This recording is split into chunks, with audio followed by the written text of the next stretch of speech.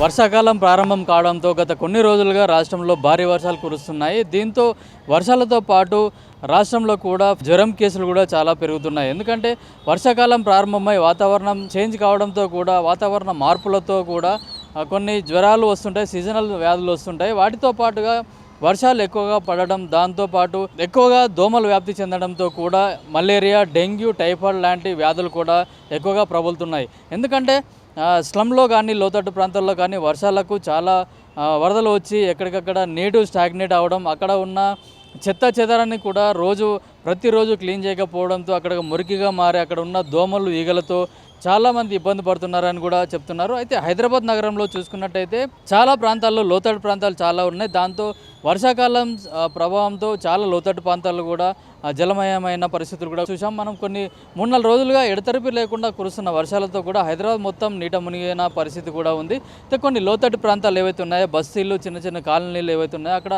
పారిశుద్ధ నిర్వహణ లోపం కూడా చాలా కనిపిస్తుంది.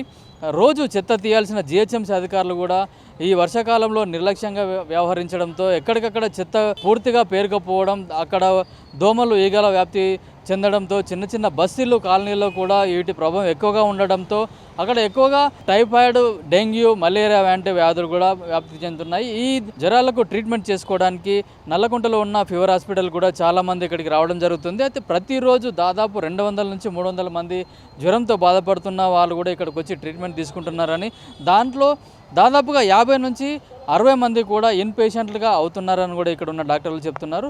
మొత్తానికైతే ఇప్పుడు ఫీవర్ హాస్పిటల్లో ఎంతమంది జాయిన్ అవుతున్నారు ఏంటి, ఈ వర్షాకాల సీజన్లో మనం తీసుకోవాల్సిన జాగ్రత్తలు ఏంటి అనేది కూడా ఇక్కడ ఉన్న డాక్టర్లను అడిగి తెలుసుకుందాం. సార్, ఇప్పుడు వెదర్ చేంజ్ అవుతుంది, వర్షాలు కూడా పడుతున్నాయి. ఇప్పుడు మనకు జ్వరాల కోసం ట్రీట్మెంట్ కోసం వచ్చేవాళ్ళు రోజు ఓపీ ఎంత ఉంది, వాటిలో ఎంతమంది ఇన్ పేషెంట్గా జాయిన్ అవుతున్నారు ఇక్కడ? మాకు అంటే జూలై 1 నుంచి కొంచెం ఓపీ పెరిగిందండి. ఓపీ 1100 to 1200 జనరల్గా ఓపీ ఉంటుంది యావరేజ్. అందులో ఒక 10 to 20% అడ్మిట్ అవుతారు, అందరూ అడ్మిట్ అవ్వరు. మామూలుగా అడ్మిషన్స్ ఏంటంటే ఆఫ్టర్నూన్, నైట్ ఎక్కువ వస్తుంటాయి. ఓపీలో కొద్దిమంది సిక్కున్న వాళ్ళు కూడా అడ్మిట్ అవుతుంటారు. వాళ్ళను ఇక్కడ మాకు సపరేట్ డెడికేటెడ్ వార్డ్స్ ఉన్నాయి. మామూలుగా సీజనల్ డిసీజెస్లో జీఈ కేసెస్ వచ్చాయనుకోండి, గ్యాస్ట్రోఎంట్రైటిస్, ఆ కేసెస్కి జీఈ వార్డ్ అని, తర్వాత పైరెక్సియా వార్డ్స్ అని, diphtheria ward, chicken pox ward అని. సో వాటిలో మేము అన్ని కేసెస్ అడ్మిట్ చేస్తున్నాము. వాళ్ళు ఇంప్రూవ్ అయిన తర్వాత డిశ్చార్జ్ చేస్తున్నాం. అంటే ఇప్పుడు సీజనల్గా వ్యాధులు వస్తుంటాయి కదా సార్, దాంతో ప్రధానంగా ఇప్పుడు తీసుకోవాల్సిన జాగ్రత్తలు ఏంటి? ఇప్పుడు వర్షాకాలంలో 3 రకాల అంటే అంటువ్యాధులు అంటాం కదా. అంటువ్యాధులు అనేటివి ఒకరి నుంచి ఒకరికి వస్తుంటాయి, సంక్రమిస్తాయి. ఇంకొకటి ఏంటంటే వెక్టర్ బార్న్ డిసీజెస్ అంటాము, అంటే మస్కిటో బైట్ వల్ల కూడా వస్తుంటాయి. కొన్ని వాటర్ వల్ల, అంటే కంటామినేటెడ్ వాటర్ వల్ల కూడా వస్తాయి. సో ఈ 3 రకాల రోగాలు వర్షాకాలంలో పెరుగుతాయి జనరల్గా. సో ఇప్పుడు మనం రెస్పిరేటరీ ఇన్ఫెక్షన్స్ అంటాం. ఇప్పుడు చాలామంది ఇప్పుడు వర్షాకాలం అనేది బాగా వర్కింగ్ పీరియడ్, అందరు ఫీల్డ్స్కి వెళ్తారు, అందరూ పిల్లలు స్కూల్కి వెళ్తారు, అందరు యాక్టివ్గా ఉండే పీరియడ్ అనమాట. సో ఈ టైంలో ఏంటంటే ఒకరి నుంచి ఒకరికి పిల్లల్లో కానీ ఏదైనా కోల్డ్, కాఫ్ అయినప్పుడు ఒకరి నుంచి ఒకరికి రావడం అలా జరుగుతుంటుంది. తర్వాత నెక్స్ట్ వచ్చేసి కంటామినేటెడ్ వాటర్. ఇప్పుడు మామూలుగా వర్షపు నీరు అనేది కొన్నిసార్లు అక్కడక్కడ డ్రింకింగ్ వాటర్తో మిక్సప్ అయినప్పుడు కొంచెం అంటువ్యాధులు కూడా అంటే అక్కడక్కడ వస్తుంటాయి. ఎక్కడైతే కంటామినేట్ అయి ఉంటుందో ఆ ఏరియాలో అవుట్బ్రేక్స్ అంటాం, ఆ పాయింట్లో అలా కొన్ని కేసులు పెరిగే అవకాశం కూడా ఉంటుంది. సో ఇవి 2 రకం కేసెస్. 3వది ఇంకా దోమలు కుట్టడం వల్ల వచ్చే రోగాలు. సో ఓవరాల్గా అన్నిటికీ కూడా సెన్సెస్ పెరుగుతుంది మాకు వర్షాకాలంలో. మామూలుగా ఇవి యావరేజ్ సంవత్సరం అంతా కూడా ఇలాంటి కేసులు ఉన్నా కూడా ఈ వర్షాకాలంలో నెంబర్ అనేది చాలా ఎక్కువగా ఉంటుంది. ఇట్లాంటి వ్యాధులు వచ్చినప్పుడు ఎట్లాంటి జాగ్రత్తలు తీసుకోవాలి? అంటే జనరల్గా ఇప్పుడు వర్షాకాలంలో ఏంటంటే ఈ రెస్పిరేటరీ ఎటిక్కిట్ అంటాం, అంటే కొంచెం కాఫ్, కోల్డ్ ఉన్న వాళ్ళు కొంచెం మాస్క్ ధరించడం, హ్యాండ్ వాష్ చేసుకోవడం ఫ్రీక్వెంట్గా, ఎర్లీగా ట్రీట్మెంట్ తీసుకోవడం వల్ల ఒకరి నుంచి ఒకరికి వచ్చే అవకాశం తగ్గుతుంది.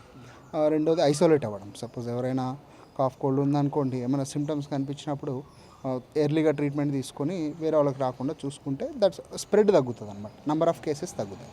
నెంబర్ 1. నెంబర్ 2 వచ్చేసి ఇప్పుడు mosquito born diseases.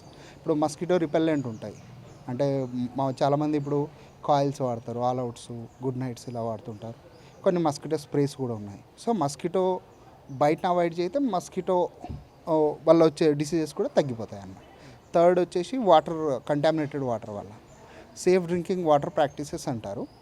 So safe water drinking practices అంటే కొంచెం వాటరు బాగా వేడి చేసుకొని మరగబెట్టుకొని చాలా వేసుకొని తాగడం బెటరు. ఆ ఫెసిలిటీ ఫిల్టర్స్ వాడడం కూడా బెటర్ అన్నమాట. సో వీటి వల్ల వాటర్ నుంచి వచ్చే డిసీజ్ కూడా చాలా వరకు తగ్గిపోతాయి. ఈ సీజన్లో వాళ్ళకి సపరేట్గా వార్డులు ఏర్పాటు చేయడం ప్రత్యేకమైన చర్యలు ఏమైనా తీసుకుంటున్నారా? వార్డులు ఉన్నాయి ఆల్రెడీ.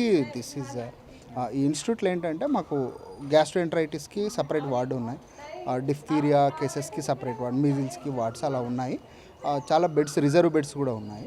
సో మనం వచ్చిన అంటే పెరుగుతున్న కేసెస్కి సరిపడా బెడ్స్ మేము ప్రొవైడ్ చేయగలుగుతున్నాం ఇక్కడ. ఇప్పుడు రానున్న రోజుల్లో కూడా ఇంకా పెరిగే అవకాశాలు కూడా ఉన్నాయి.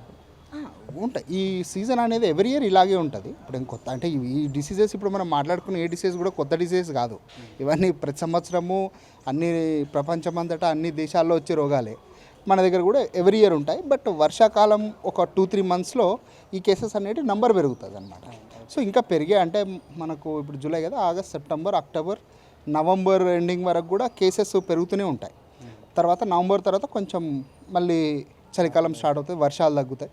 సో అలాంటప్పుడు కొంచెం మళ్ళీ ఈ అంటువ్యాధులు అనేది తగ్గే అవకాశం వస్తుంది. ఫీవర్ హాస్పిటల్లో ఇన్ పేషెంట్లుగా జ్వరాలతో బాధపడుతున్న ఇన్ పేషెంట్లు ఉన్నారు, వాళ్ళని అడిగి తెలుసుకున్నాం.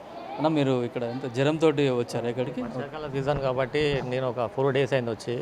ఫీవర్ తోటి వచ్చిన, ఫుల్ ఫీవర్ తోటి వచ్చిన. 2 daysలో సెట్ అయిపోయింది. కొంచెం ఉన్నది, దాని గురించి కొంచెం ట్రీట్మెంట్ అందిస్తూ ఉన్నారు. ఇక్కడ డాక్టర్స్ కానీ, సిస్టర్స్ కానీ, ప్రతి ఒక్క ఇక్కడ వర్కర్స్ అందరూ మంచిగా సేవలు అందిస్తూ ఉన్నారు. హాస్పిటల్ కూడా చాలా నీట్గా ఉన్నది. ఎందుకంటే ప్రజలకు కావాల్సింది, ఇప్పుడు సమాజానికి కావాల్సింది కూడా వచ్చేది వర్షాకాలం కాబట్టి రోగాల బారిన పడకుండా కొంచెం మంచి ట్రీట్మెంట్ వీళ్ళు మంచిగా అందిస్తూ ఉన్నారు. గవర్నమెంట్ హాస్పిటల్ అంటే ఏదో భయపడుతూ ఉంటారు, కానీ అట్లా కాకుండా ఒకసారి గవర్నమెంట్ హాస్పిటల్కి వచ్చి చూస్తే ప్రజలది ఈ హాస్పిటల్, ఒకసారి వచ్చి చూస్తే బాగుంటుంది. హాస్పిటల్ కూడా మీరు ఒక్కసారి కెమెరా పెట్టి చూడండి, చాలా నీట్గా ఉన్నది. నేను ఏదో చెప్పేది కాదు, ఇవన్నీ నేను పేషెంట్ చెప్తా ఉన్నా, చాలా బాగున్నది ట్రీట్మెంట్.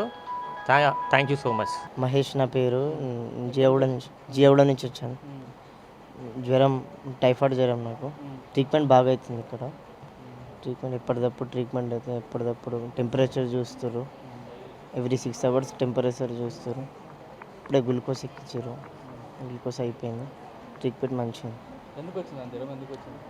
ఇది ఫుడ్ పాయిజన్ వల్ల, ఆయిలీ ఫుడ్ వల్ల వచ్చింది టైఫాయిడ్ జ్వరం. సరే సార్, థ్యాంక్ యూ. ఎప్పుడైనా వాటర్ పొల్యూట్ అయినప్పుడు కానీ, కలుషిత నీరు తాగాల్సిన వచ్చినప్పుడు కానీ నీటిని కాచి వడగొట్టి తాగాల అవసరం ఉందని, అట్లాగే దోమల బారి నుంచి కూడా కాపాడుకోవాలని, అప్పుడే జ్వరాలు వ్యాప్తి చెందకుండా ఉంటుందని కూడా డాక్టర్ చెప్తున్నారు. అయితే ఆరోగ్యం కూడా మొత్తం మన చేతిలోనే ఉంది. ఆరోగ్యాన్ని కాపాడుకోవాల్సిన అవసరం కూడా మన పైన ఉంది. కెమెరామెన్ తరుణ్తో కిరణ్ కుమార్, పల్లవి టీవీ, హైదరాబాద్.